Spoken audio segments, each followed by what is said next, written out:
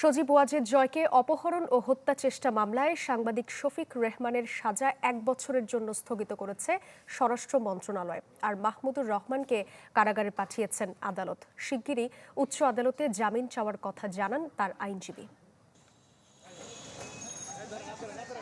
অপহরণ ও হত্যা চেষ্টা মামলায় 7 বছরের দণ্ড মাথায় নিয়ে ঢাকার চিফ মেট্রোপলিটন ম্যাজিস্ট্রেট আদালতে সাংবাদিক মাহমুদুর রহমান আত্মসমর্পণের আগে কথা বলেন সাংবাদিকদের সাথে। বলেন, স্বৈরাচারের বিরুদ্ধে লড়াই অব্যাহত থাকবে। যে ফ্যাসিবাদের বিরুদ্ধে লড়াই করতে গেলে নিজের মেরুদণ্ড সোজা রাখতে হবে।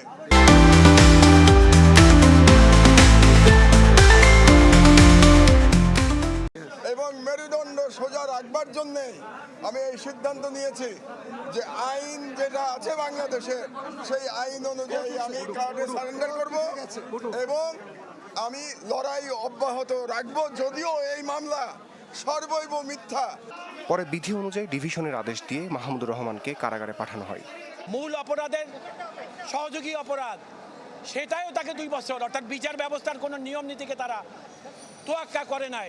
আমরা আদালতের কাছে তার জামিনের প্রার্থনা করি নাই, তাকে জেলে পাঠাবার কথা বলেছি। আর যেহেতু তিনি মন্ত্রী ছিলেন, তাকে যেন প্রথম শ্রেণীর মর্যাদা দেওয়া হয়।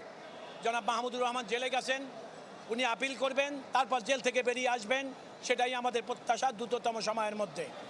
এর আগে একটি হত্যা মামলায় সাবেক আইজিপি চৌধুরী আবদুল্লাহ আল মামুনকে 4 ও কাউন্সিলর মানিককে 5 দিনের রিমান্ড দেন আদালত। গ্রেপ্তার দেখানো হয় সালমান এফ রহমান, আনিসুল হক ও আসাদুজ্জামান নূরকে। রমিজ হুসাইন, চ্যানেল 24, ঢাকা।